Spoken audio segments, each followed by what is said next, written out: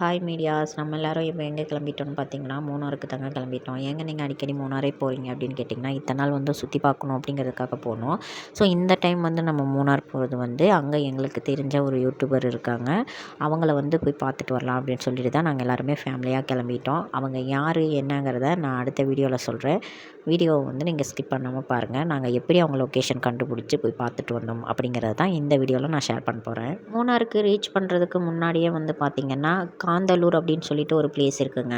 அங்கே போயிட்டு வந்துடலாம். ஏன்னா மூணாருக்கு நம்ம நிறைய டைம் போயிருக்கோம். ஆனால் அதுக்கு முன்னாடி இருக்கிற பிளேஸ்லலாம் நம்ம போனது கிடையாது அப்படின்னு சொல்லிட்டு அந்த ஒரு பிளேஸுக்கு போயிட்டு போகலாம் அப்படின்னு சொல்லிட்டு நாங்கள் அங்கே போயிருந்தோம். ரூம் புக் பண்ணுறதுக்காக தான் நாங்கள் அங்கே போனோம். ஸோ இருந்தாலுமே அங்கே வந்து சுற்றி பார்க்குற மாதிரி பிளேஸ் இருக்குது அப்படிங்கிறனால நாங்கள் சரி அங்கேயும் போயிட்டு வந்துடலாம் அப்படின்னு சொல்லிட்டு அங்கே போயிருந்தோம்.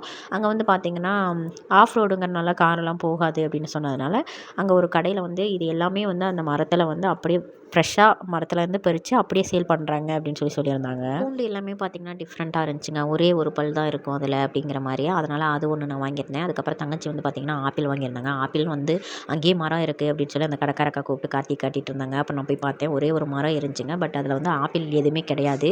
மரம் மட்டும்தான் இருந்துச்சு. அதில் கொஞ்சம் இலையெல்லாம் இருக்குங்க. ஆப்பிள் மரம் வந்து நீங்கள் அப்படியே கீழே போனீங்கன்னாவே ஒரு தோட்டமே இருக்கும்ப்பா, அதெல்லாம் சுற்றி பார்க்குற ப்ளேஸ் தான், நீங்கள் போய் சுற்றி பாருங்கள் அப்படின்னு அந்த கடைக்காரக்கா சொன்னாங்க. சரி ஓகேக்கா அப்படின்னு சொல்லிட்டு அந்த அக்காவோட கடையில் வந்து பார்த்திங்கன்னா மரமெல்லாம் வச்சுருந்தாங்கங்க. குட்டி குட்டியாக அந்த கண்ணுங்க விற்கிற மாதிரி தான். ஆனால் இது என்ன செடின்னு எனக்கு சரியாக தெரியல. ஆனால் பார்க்குறதுக்கு வந்து பார்த்திங்கன்னா ஆப்பிள் மரம் முளைக்கிறதுக்கு முன்னாடி ஸ்டார்டிங்கில் இருக்கிற மாதிரி இருந்துச்சு. ஆனால் அந்த அக்கா இதுக்கு வேறு ஏதோ ஒரு பேர் சொன்னாங்க. என்ன பேருன்னு எனக்கு சரியாக தெரியல. உங்களுக்கு தெரிஞ்சு அப்படின்னா மறக்காமல் கமெண்ட்டில் சொல்லுங்கள், நானும் தெரிஞ்சுக்கிறேன். இதிலே வந்து பார்த்திங்கன்னா ஸ்ட்ராபெரி தோட்டமெல்லாம் இருக்குது. அதுவும் வந்து சுற்றி பார்க்குற இடம் தான் அப்படின்னு சொல்லி நிறைய டீட்டெயிலெல்லாம் அந்த அக்காட்ட கொஞ்சம் கேட்டுட்டு இருந்தோம். ஏன்னா நாங்கள் வந்து அந்த ஏரியாவுக்கு வந்து கொஞ்சம் புதுசு தான். மூணாறுன்னா நம்ம அடிக்கடி போய் சுற்றி பார்த்துருக்கோம். பட் இந்த காந்தலூர் அப்படிங்கிற இடத்துக்கு வந்து நம்ம அப்போ தான் ஃபஸ்ட் டைமாக போயிருந்தாங்களா. சரி ரொம்ப லேட் ஆகுது அப்படின்னு சொல்லிட்டு நம்ம அந்த அக்காவை பார்த்ததுக்கப்புறம் கூட நம்ம வேறு பிளேஸ் எல்லாம் போய் சுற்றி பார்க்கலாம் அப்படின்னு சொல்லிட்டு நாங்கள் அங்கேருந்து கிளம்பிட்டோங்க. அந்த அக்காவோட கடையில் வந்து பார்த்திங்கன்னா மேரக்காய் அப்படின்னு சொல்லிட்டு கார்த்தி ஒரு காய் எடுத்து காட்டினாங்க.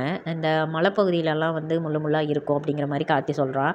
எங்கள் ஊர் சைடெல்லாம் இதை வந்து சௌ அப்படின்னு தான் சொல்லுவாங்க. நீங்கள்லாம் இந்த காயை பார்த்துருக்கீங்களா? உங்கள் ஊரில் இந்த காயை என்னன்னு சொல்லுவீங்க அப்படின்னு சொல்லி மறக்காமல் கமெண்ட்டில் சொல்லுங்கள். ஓகே மீடியாஸ், வீடியோ பிடிச்சிருந்தா நம்மளோட சேனலை ஃபாலோ பண்ணிக்கோங்க.